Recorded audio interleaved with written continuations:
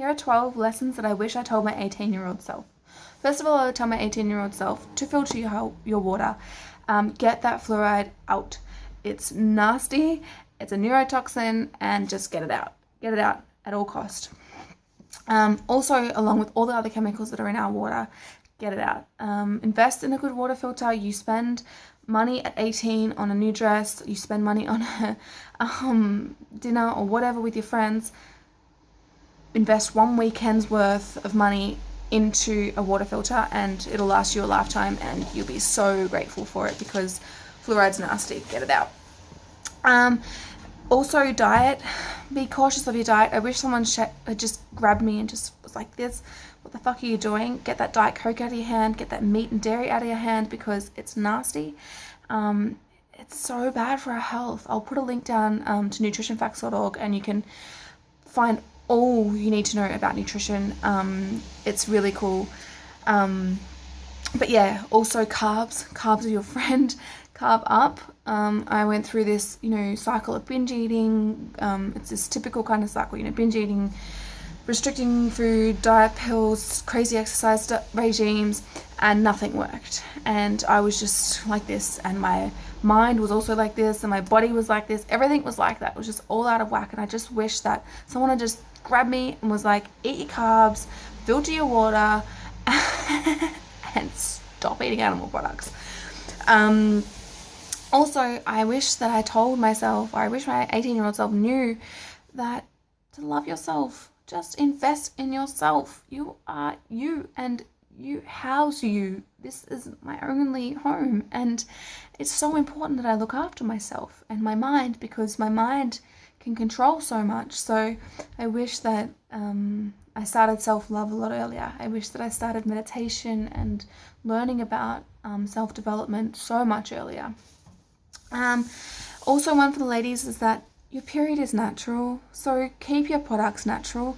If you're going to be using products, for a week at a time, every single month for a long time, I'd highly recommend you use organic, natural products, tampons, pads, whatever you use.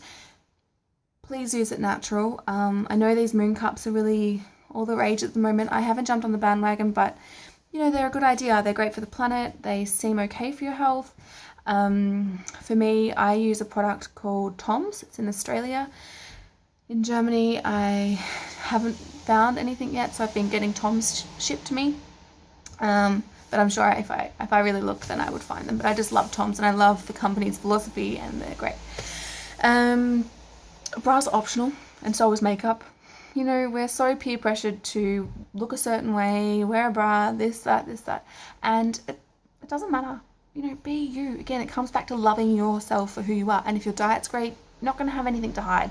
So just, and for me, I wear makeup. I like wearing it. I feel good when I wear it. So if you want to cake it on. You're not doing it for anyone else but yourself. So you can go either way of the spectrum there. Don't get caught up on men and women and whatever you're into. Stop chasing them. My dad has always said to me, whatever is meant to be will be. And it's so true. So true that when you just let things be, and they will always find their way. Forcing yourself or a person to be with you is never going to work. You can't sit at the front of that person's house and wait and beg and all of this stuff. It's never going to work. Okay, it might work short term, and they might get with you maybe because they feel sorry for you or whatever, but if it doesn't happen naturally, then it's not going to function. It's not going to work out in the long term, and you're not really going to have long-term happiness. Also, talking about happiness is that I wish I knew that happiness comes from within. I wish that I would stop trying to externalize my happiness by buying new handbags, new clothes, trying to fit in certain ways. Just being who I am, being happy with who I am, and being happy with what I have. I don't know if I said it before, but education is important. Travel, get out.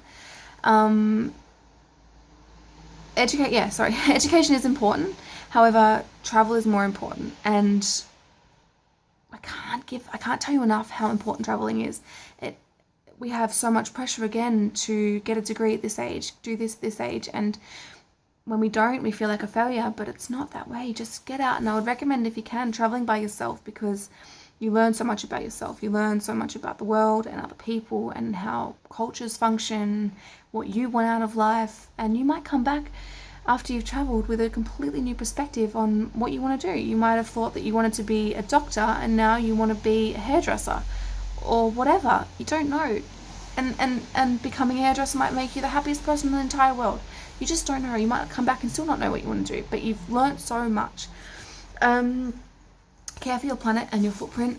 Our planet is so precious and it's our home, and we mustn't forget that we all share this planet, and I think it's our duty to care for her in the best way we can. Kids and marriage are optional. You don't have to get married, you don't have to have kids. Nobody can tell you when you're too young, when you're too old to have children or get married. So yeah, screw them. The world's corrupt. Sorry, the governments are corrupt. Media's corrupt. Just, I wouldn't trust anything on the news, to be frank. I probably sound like a little bit of a crazy person right now, but it's, I just don't believe anything I hear on the TV. Do your own research. Again, self-education is so important. Also, sorry, I'm reading this. The last one was the most important, was never underestimate the power of love, because love conquers everything.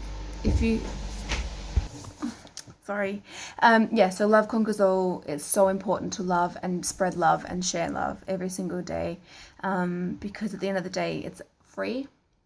We all have the ability to do it, and it changes everything. How much does just smiling at someone in the street change your day, changes their day? You know, you don't know what that person's going through. When you share love, it just makes people feel good. It makes them feel appreciated and loved. And when we feel loved, we don't feel vulnerable. We don't feel scared. Anyway, hope this helps someone, and bye.